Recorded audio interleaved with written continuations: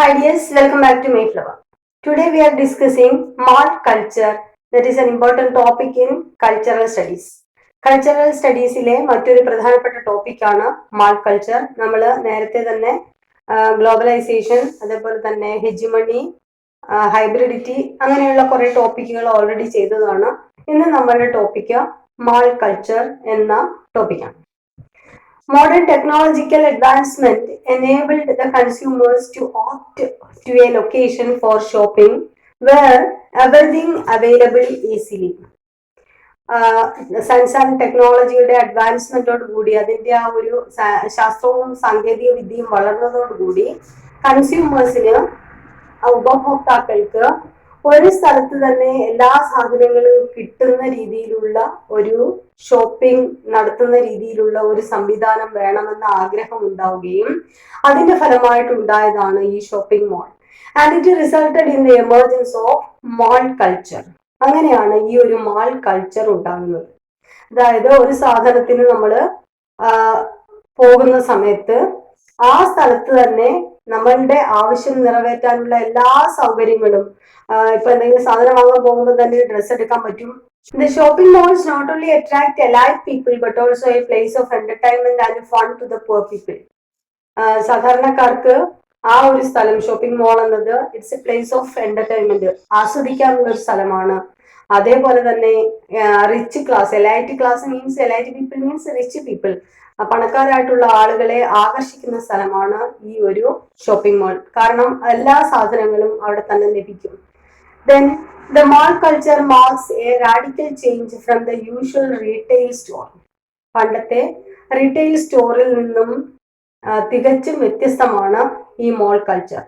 In a retail store, the shopkeeper supplies what we need, but in the shopping mall, we can go through all the things there and we can purchase beyond our limit.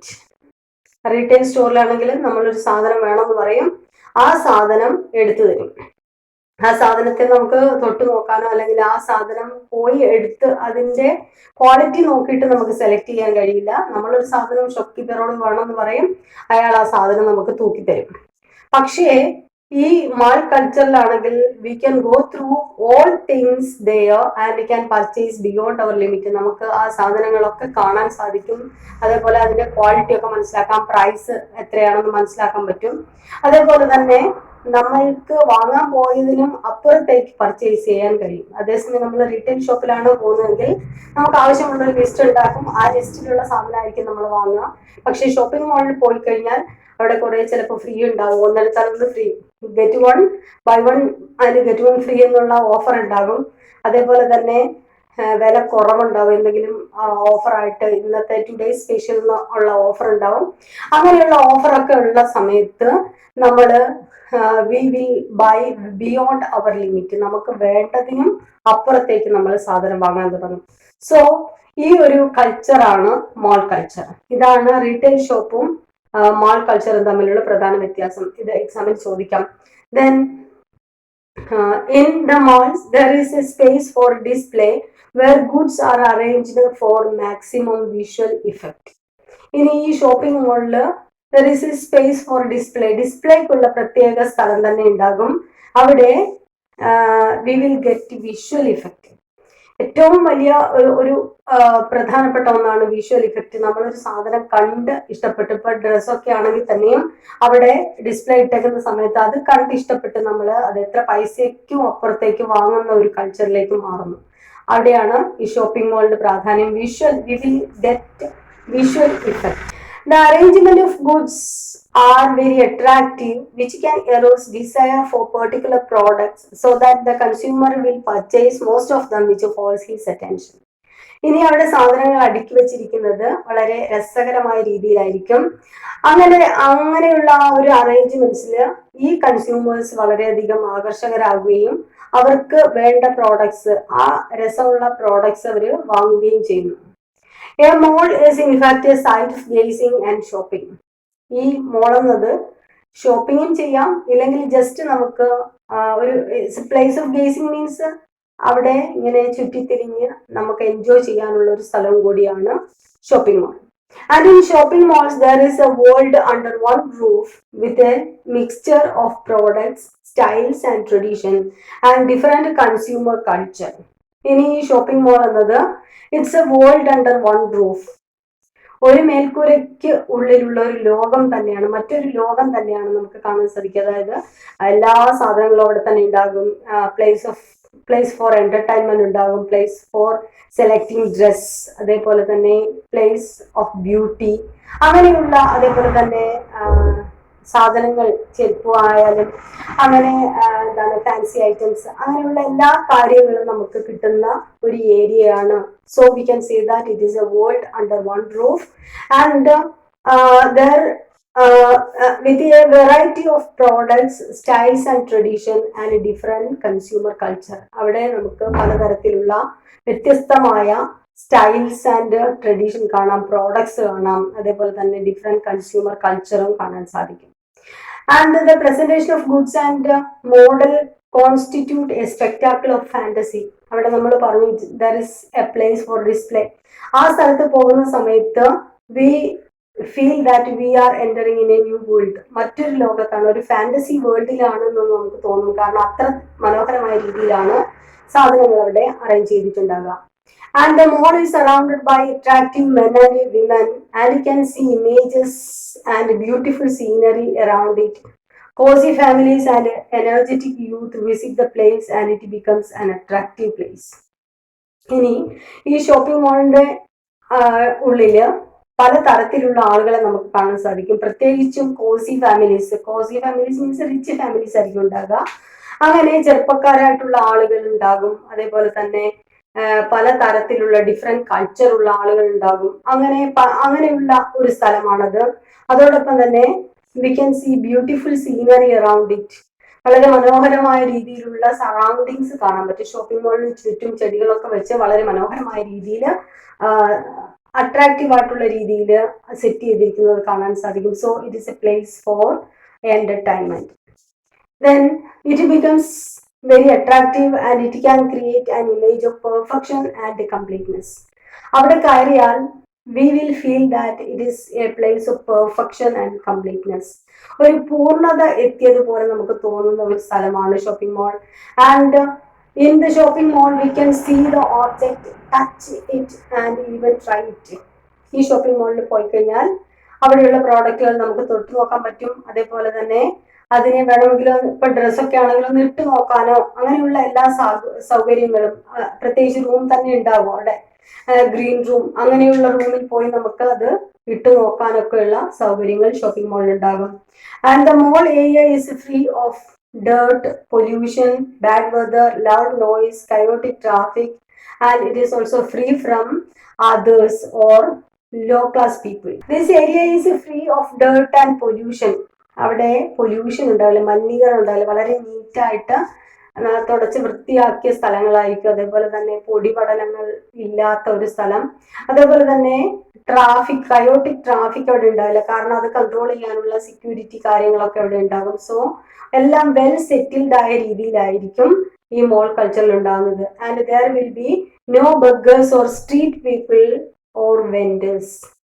ആ ഒരു ഏരിയയില് burgers ഉണ്ടാവില്ല, യാചകരുണ്ടാവില്ല, street people ഇങ്ങനെ അലഞ്ഞു തിരിഞ്ഞ് നടങ്ങുന്ന ആളുകൾ ഉണ്ടാവില്ല, അതേപോലെ തന്നെ വെൻഡേഴ്സ്, തെരുവില് സാധനങ്ങൾ വിൽക്കുന്ന പോലെയുള്ള ആളുകളൊന്നും ഉണ്ടാവില്ല ആ ഒരു ഷോപ്പിംഗ് മോളിന്റെ ഏരിയയിൽ. And it is different from the city because it is more organized with marked pathways to walk in, to sit, and there are designed places for rest, leisure and entertainment. സിറ്റിയിൽ നിന്നും വളരെ വ്യത്യസ്തമാണ് ഈ മോൾ culture. അതും എക്സാമിൽ ചോദിക്കാം. Difference between city life and mall culture ചോദിക്കാം. അതിൽ വ്യത്യാസം, ഏറ്റവും പ്രധാനപ്പെട്ട വ്യത്യാസം, there will be marked places for sitting, taking rest and entertainment. ഈ ഒരു മോൾ കൾച്ചറിൽ റെസ്റ്റ് ചെയ്യുന്നതിന്, അതേപോലെ തന്നെ എൻജോയ്മെന്റ്, ആസ്വാദനത്തിന്, അതേപോലെ നമ്മൾക്ക് റെസ്റ്റ് എടുക്കാനും ഒക്കെയുള്ള പ്രത്യേക സ്ഥലങ്ങൾ ഉണ്ടായിരിക്കും. അത് മാർക്ക് ചെയ്തിട്ടുണ്ടാവും. അതേപോലെ വഴി നടക്കാനുള്ള വഴിക്ക്, അതേപോലെ ട്രാഫിക്കിനൊക്കെ അതിൻ്റെതായിട്ടുള്ള മാർക്ഡ് പ്ലേസസ് ഉണ്ടാവും. So there is A well organised setting. And it is in contrast with the Indian streets, which are unorganized and have all kinds of pollution.